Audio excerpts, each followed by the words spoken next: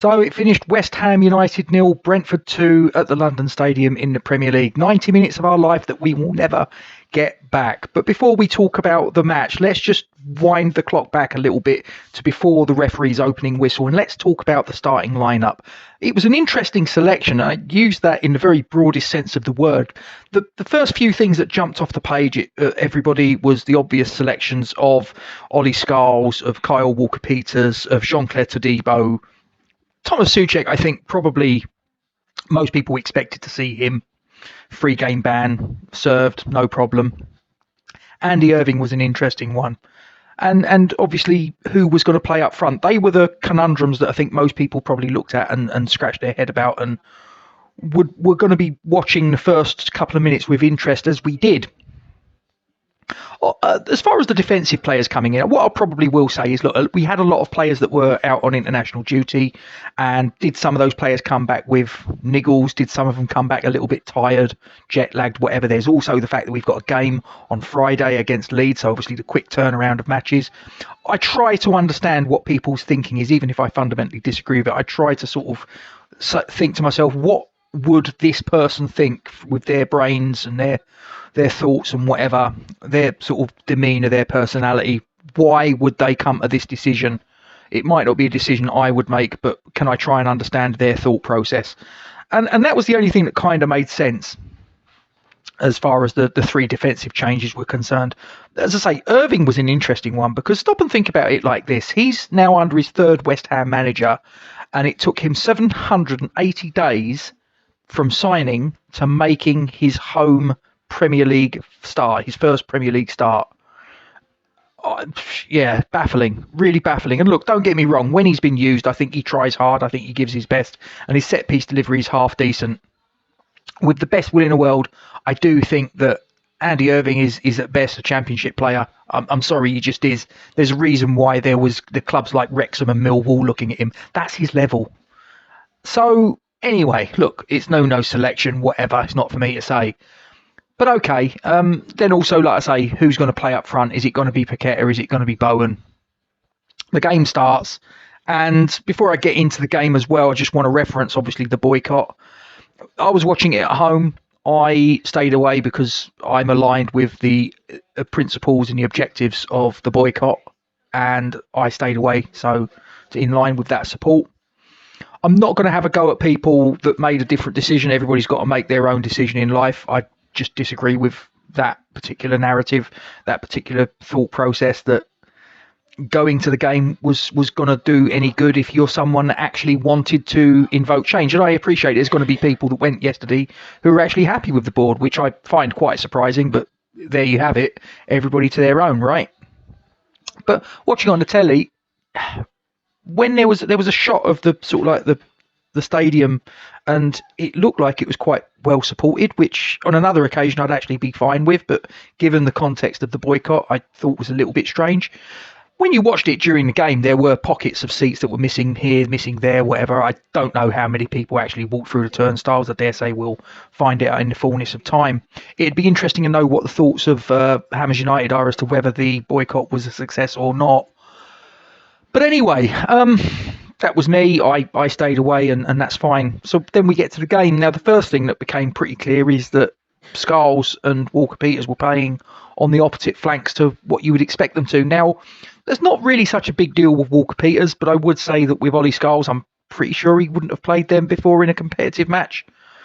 And again, trying to understand what is Nuno, what is his thinking, and the only thing I could think was it was trying to sort of condense the sort of like the back four, sort of narrow it down and whatever.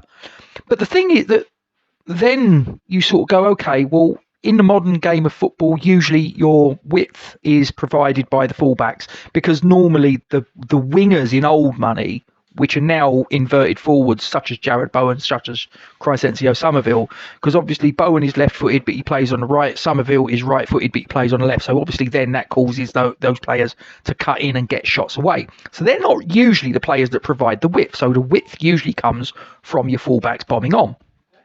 The problem is that when you're doing the same with your fullbacks and you've got them essentially on the wrong side, if you will, Well, now who's providing the width? We had no width through the course of that first half. There was no width because, as I say, the fullbacks are inverted fullbacks, the wingers are inverted wingers, and there's no width really. So that was a bit of a surprise and wasn't really to our advantage.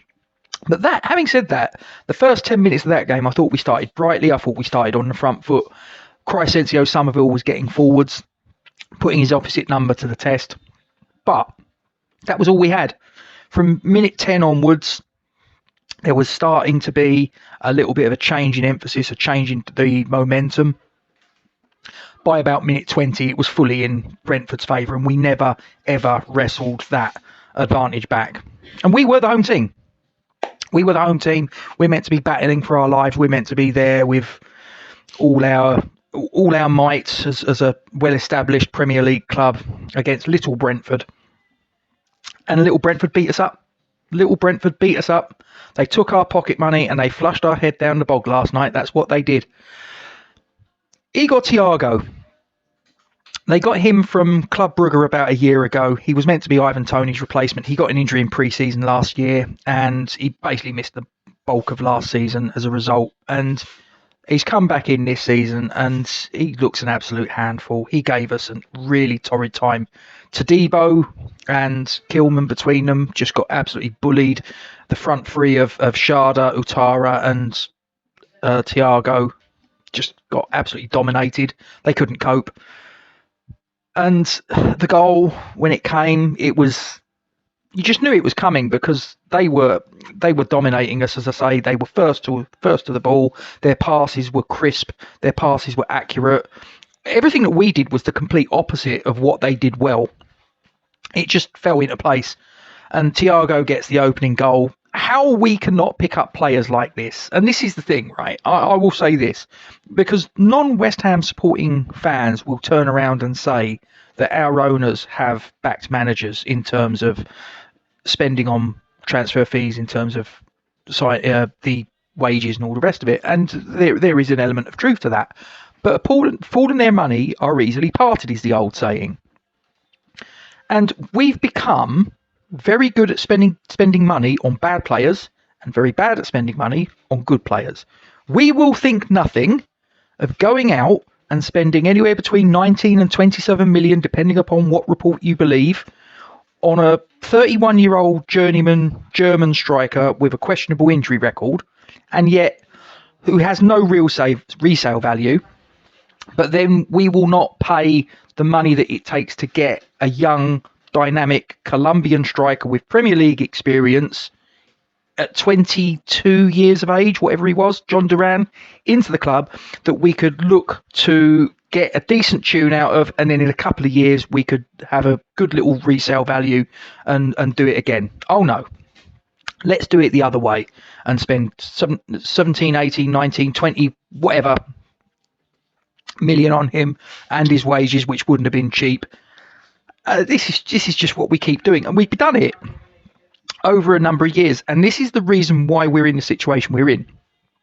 So when people turn around and say about the owners, they've backed Nuno, they've backed Potter, they've backed Lopetegui, they've backed Moyes, Pellegrini, so on and so forth, I sort of sit there and go, well, yeah, they have backed them in terms of an investment in finances, but have they backed them in terms of an investment in the quality of the player, in terms of their skill set, in terms of their personal characteristics, in terms of having courage and determination, which is what you need in Premier League football, especially at the minute when we're up against it. We need characters, we need leaders, and we haven't got it. And Jared Bowen, I love Jared Bowen, but he's not a captain. I'm sorry, he isn't. Anyway, I'm going off on a little bit of a rant. I'm going off on a tangent. So we're 1-0 down, and it could have been 2 up before the referee's whistle went for the interval. It was a very, very narrow, negligible amount offside via VAR, and Thiago had a second goal chalked off. He was giving us an absolute run around. Kilman, just to sort of look at that, go and look at that first goal we conceded. I don't know whether the geezer was auditioning for Strictly Come Dancing. I thought he was doing the can. The ball drops. I'm like, just head the ball for Christ's sakes. What's wrong with you? And obviously, like I say, off the back of that, ball that was dropped in behind our back four. Thiago gets the opening goal. As I say, we was lucky to get in with that second goal getting chalked off for offside. And then you had the triple substitution where we came out for the second half and Nuno makes a triple sub where he withdraws Walker-Peters, Mateus Fernandes, who for me was anonymous and doesn't look anything close to being a £40 million player or whatever he is. And Dolly Skulls. Those three were hooked, and we brought on Mavropanos, Wan-Bissaka, and Diouf, and we're back five. So we've changed personnel. We've changed the composition of the back four. We've changed the composition of the shape and the pattern and everything. It's just completely changed because it's basically saying he got it wrong in the first place. I actually think that change made us even less effective, and we were pretty ineffective in the first half, but I actually think that had the net result of that triple sub actually, I think, made us even less of a force, and that's probably sort of like, I'm saying that in the very broadest sense of the phrase. Second half carries on pretty much in the same vein. We're getting absolutely beat to every second ball. We're getting dominated by our opposite numbers. Crescencio Somerville was probably the only shining light, the only player that was even looking like they were trying to carry the ball forwards. But you could see he was getting frustrated. He got a yellow card for his troubles, and I think if he'd have carried on with another referee, he might have got a second yellow card for giving it the old back chat. Callum Marshall came on as a substitution. I wasn't too bothered by that. That was fine, no problem. But the one that really got to me was the fifth and final substitution. So picture the scene. So we're at the London Stadium. 25 minutes left. We're 1-0 down. And Nuno turns to his bench and he sees a load of players looking at him. One of them's a substitute goalkeeper. Okay, not really going to sort of get too many goals from him. He's got Magassa on the bench. He's got Potts on the bench, on and on and on. And sitting there is Callum Wilson. Now, look, Callum Wilson is past his best. Callum Wilson is injury prone. I accept all of these things. But of all of the players that Nuno had at his disposal in that situation, chasing the game at home, relegation 6-pointer, and it was, let's not beat around the bush, it was relegation 6-pointer. Who's the guy that's going to come on to get you a goal? It's Callum Wilson. Has to be. Now, whether he would or wouldn't have done, we will never know now. But he brings on Guido Rodriguez. Forgive me, I don't understand what you were trying to do there. We're chasing the game. Bringing on a defensive midfielder for me, I don't really see the benefit in it. Maybe someone can explain that, because I just looked at that substitution and went, what is going on? And Callum Wilson, and again, I'm not a Callum Wilson fan really. He's had his day as a Premier League force, and that day has come and gone, and now he's on the pay grade of West Ham United. But he's sitting there, and he must be sitting there and going, well, there's really no point me being here, because this is now three games this guy has not used me, and in this game, we're at home, we're chasing the game. A different scenario with the previous two games. We're chasing the game, it's at home, the clock's ticking, yada, yada, yada, and he still doesn't bring me on. Callum Wilson is done. Callum Wilson may as well just tear up his contract and move on. It's a complete waste of time. It's a waste of a space on the substitutes bench for me. It just serves no purpose. We conceded a second goal right in the dying embers, but and we was down to 10 men, or was it 9.5? Because Somerville looked like he was struggling as well. Mavropanos went on with what looked like a calf injury, or was it a calf or hamstring, whatever. He got carted off. So we was down to 10/9.5 men, whatever it was really. And the goal scored by Brentford right at the end, I think it was Jensen. We got opened up like a packet of crisps, and he put it past Areola. Areola stood no chance with the goal as far as that was concerned. It's no reflection on him, but just we can count ourselves lucky to come away from there with only a 2-0 reverse, because that honestly could have been 5, could have been 6, could have been 7, anything. If their attacking moves, the players on the end of it had a little bit more coolness with the finish, and it could have been anything. That literally could have been anything. But we're in trouble. We are bang in trouble, and if you didn't know it, you now do, hopefully. We're going to do very well in what remains of the season. As things stand at the minute, we're going to do very well to finish above the bottom three. If we finish above the bottom three come the 38th game, even if it's by 1 goal, I would snap your arm off for it right now. I can't lie.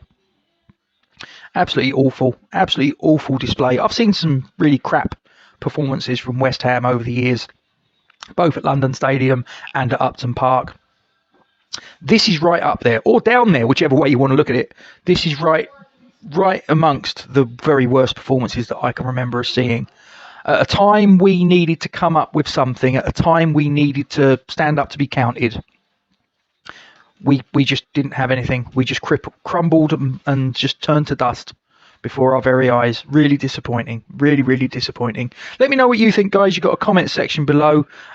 Please don't forget to drop a like on the stream. Give us a hype if you've got one. Share this onto your socials and check to make sure you're subscribed. And I'll see you next time. Come on, you Irons.